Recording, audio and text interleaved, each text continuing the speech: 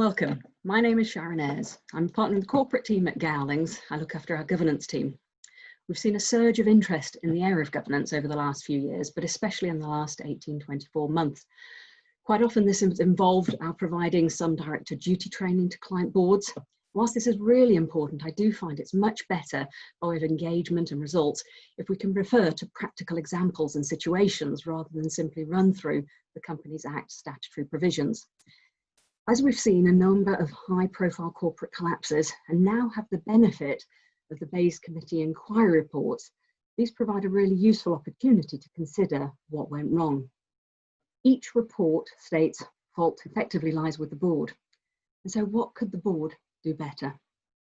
To prevent it happening again, it's useful to know what caused these issues and then consider how we can minimise the risk of them happening again. At the outset, I do need to confirm that I can't do full justice to an analysis of these failures of the two phenomenal organisations in 20 minutes. That's certainly beyond the scope of this talk, but I've read the BEIS Committee reports and recommendations, and it's largely that and related analysis and articles that I'm relying on. I've not looked at the individual interviews with directors to directly hear their defence. I'm very conscious that we're now sitting with the benefit of hindsight, whilst the boards at that time had to make what were very tough decisions in very tough circumstances. Notwithstanding that though, I think it is useful to take advantage of those investigations, see what's carried out, see what conclusions were made and what they point to by way of lessons that can be learned. So with that, let's look at the agenda. So what I'm going to do is just spend a few moments setting out the background to Carillion and Thomas Cook and the collapse. I'm then going to look at the 6 key areas where I felt that the inquiries identified flaws in how the boards of those companies operated, and as such the improvements could then be made. And I'm then going to look at some recent developments that have happened as following these collapses and other collapses. We're then going to conclude just with some takeaway and really learning from the mistakes of others. What I'm not going to do, I should state that, is look at the position of the auditors and the FRA, who were also subject to some criticism in both of those inquiries. And that would be the subject of a whole new seminar. But what we could note is that there are changes and reforms in that area too. So taking the background then, if we look at Carillion first. Carillion was Britain's 2nd largest construction firm. It was a FTSE 250 company with annual revenues of 4.4 billion, a huge successful company. So what went wrong? The liquidation itself had repercussions for all types of stakeholders, shareholders losing their investment, the 43,000 employees whose jobs were threatened, 28,000 pension scheme members whose retirement income will be reduced, and thousands of suppliers, subcontractors, creditors, whose invoices are unlikely to be paid, and the local community and environment also being affected. It was said that the company's delusional directors drove Carillion off a cliff and then tried to blame everyone but themselves. So there was a lot of useful quotes and statements through these reports, and you'll see I've tried to include some of these on the slides, but the board really, the conclusion being reached that the board were responsible and culpable for the company's failure. So if we look and turn to Thomas Cook, again, another sad tale really. Thomas Cook operated for almost 180 years, but in the end it had 1.7 billion in debt to its banks and 1.3 billion owed to suppliers. It also involved the largest repatriation in peacetime history of UK citizens. There were 150,000 persons that had to be returned home, and 9,000 Thomas Cook staff lost their job. So how and why did these incredibly successful companies fail? What went wrong? So having read the reports and the recommendations from the inquiries, I've really pinned down 6 areas where I think boards could be improved, or certainly the finger being pointed to the board of Carillion and Thomas Cook, and I'm sure others can learn from mistakes made. So what I'll do now is just run through what I saw is that common theme running through the unfortunate collapse of both of those companies. So the first one here is the board being willing to properly challenge and scrutinise key decisions. It's often quoted as the most common reason for corporate failure. And with this, it's not going along with the flow of things or feeling you're disrupting, you know, a lot of work that's been done and investigating things. The role of the chairman and the non-executives have a big part here. So in relation to Carillion, it was Philip Green was the chair, and he was criticised in particular for what's quoted to be his unquestioning optimism, when his role should have been to challenge. The chair needs to create the right environment where constructive challenge is accepted and encouraged. And so there were lots of examples throughout the reports where there were these key decisions, but the investigation didn't feel they'd been properly aired and under the scrutiny they should have been. So there were very aggressive accounting policies and practices, which you know, the finger was pointing almost to the auditors and such, but the board should as well take responsibility. This information misled the market. There was this pressure to continually award bonuses, even though companies were declining, they were collapsing, but bonuses being issued right up until the end, on top of what are pretty significant salaries. The pressure at Carillion was to constantly declare dividends when there was a shortage of funds, and those funds could have been used elsewhere. Bidding aggressively to win work when that work that was won was unsustainable on the terms secured.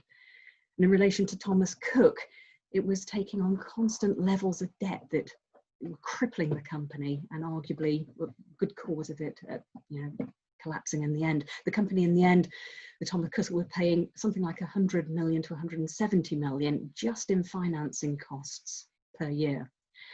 So the inquiries noted a number of these key decisions that would impact the viability of a company. And if the board had scrutinised those decisions more, challenged them more, then maybe we would have had a different outcome. So the next area, again common to both Carillion, Thomas Cook, is this idea of getting the alignment of remuneration, in particular bonuses, to that long-term success of the companies. So in relation to Carillion there, you'll see that the executives received a total of 4 million in bonuses during 2017. And that was just before the liquidation hit, early 2018. The directors' bonus scheme did not directly address at all the enormous debt levels at Thomas Cook, and yet that was clearly one of the chief reasons for, you know, the downfall, but the bonuses weren't aligned to addressing that key issue.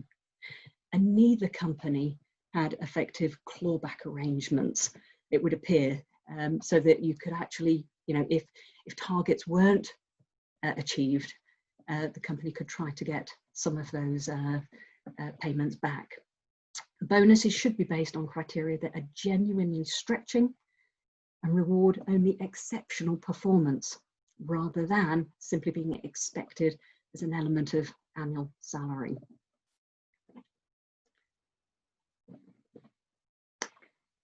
The next issue that, again, common to Thomas Cook and Carillion, was the failure to take due consideration of key stakeholders.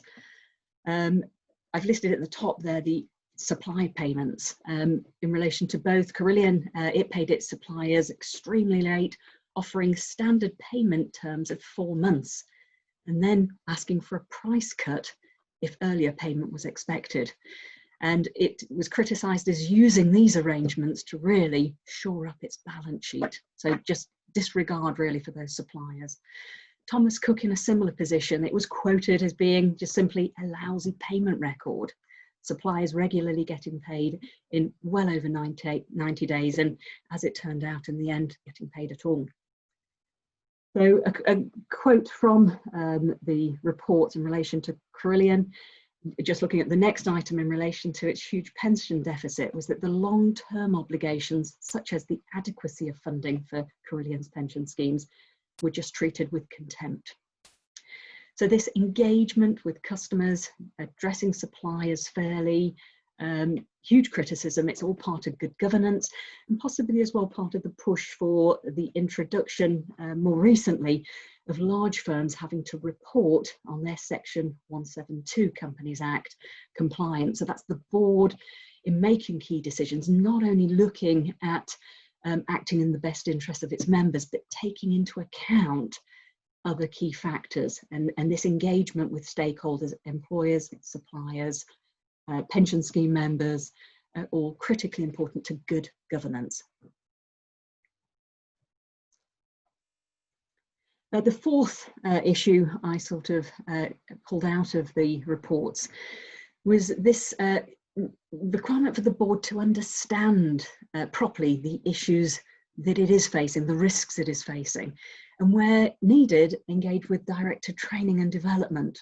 And so great quotes again from the reports there, with the first, Carillion has shown the importance of board's awareness just of its own effectiveness and the willingness to enhance its own performance. In claiming ignorance or misinformation, and this largely related to the accounting information, which both companies didn't get right, and they pointed to the failure of the audit, but the board shouldn't rely on that ignorance and the expectation just to rely and point the finger at the auditors. It's not good enough. Directors should arm themselves with the requisite knowledge. So in the case of Thomas Cook, the accounts were effectively, as I say, propped up by goodwill of 1.6 billion. It was not challenged by the auditors sufficiently, or indeed though the board. And the rise and fall really being based, as they say, on questionable accounting practices that misrepresented the reality of the business. And the training and development, I think, as well goes hand in hand with being able to, we go back to that first sort of issue I raised, challenge and scrutinise the key decisions that the board are facing. Yes, you can delegate certain tasks and bring in experts, but the board still need to get their hands on and take responsibility for it, get that decision right.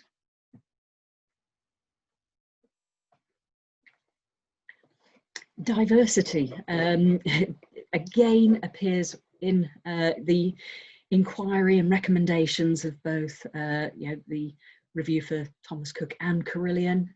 Both boards not diverse at all. Great quote there on the slide that came from the recommendations of the Thomas Cook inquiry, noting the obvious: the more similar that individuals, directors think, act and look, the more likely it is that they're not going to challenge each other or innovate or think imaginatively. Similar comments in the Carillion inquiry as well. Both boards lacked real diversity. Now, whilst there's no causal link that can be established, the growing wisdom is certainly that diversity should improve good governance and hopefully help to limit the chance of large corporate collapses. This topic, diversity, constantly in the spotlight. We know it can be difficult to get right, but you have to try. And finally, my last issue to deal with was the culture, and getting a culture that supports long-term success, long-term goals and vision. And again, with both Carillion and Thomas Cook, their culture was really criticised in the inquiries. So they're great quotes again. Carillion's collapse was also a stark illustration of a rotten corporate culture. The company took imprudent risks, acquired huge debts, and disguised its problems with aggressive accounting practices. And equally, in relation to Thomas Cook, it just had a flawed corporate culture. So, and culture really does come from the top down, and the board need to embrace it and get that right. And it is a culture that embraces long-term sustainable growth and success, and this was just viewed as lacking. The boards in both instances really focusing on short-term wins. So in relation to paying dividends constantly where the cash could have been used better in other ways. Devising ways to ensure bonuses were paid, not looking at trying to find ways to get that debt reduced, the debt that was strangling the company in the case of Thomas Cook. So there, quick recap then. Having read through the inquiry reports, the recommendations, and as I say, other articles really that gave some analysis to these conclusions reached. These are the 6 key areas where I think that there could be lessons for boards of all companies to learn from. Challenge those key decisions, get that right.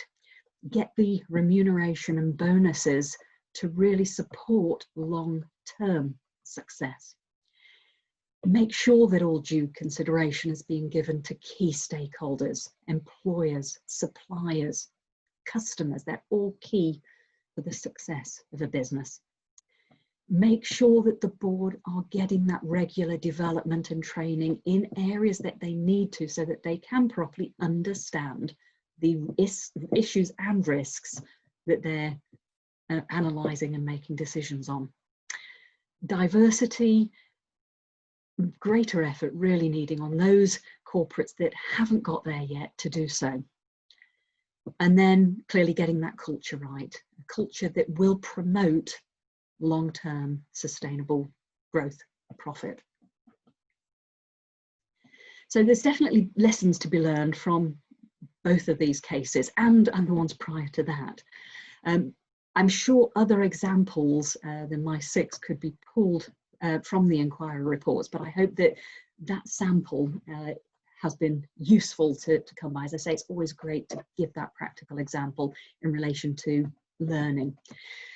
I mentioned at the start that I'd also touch upon some of the more recent developments that have taken place, in part because of these corporate disasters, but otherwise just because of this push to see better governance in particularly large corporates.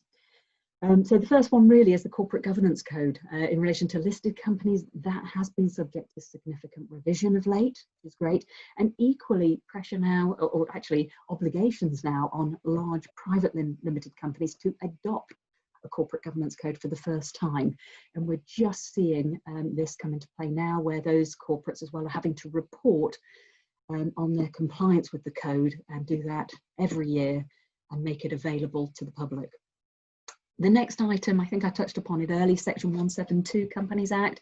So it's not new law, but it is a new requirement for the larger of the corporates to actually publish and report how they're complying with that section. That section requiring corporates to largely act in the best interest of the members, but equally have due regard to other stakeholders when key decisions are made. And as we've mentioned earlier, those key stakeholders are employees, your suppliers and your customers, the environment. We've seen a big push on ESG factors of late. So looking at the impact on climate and communities.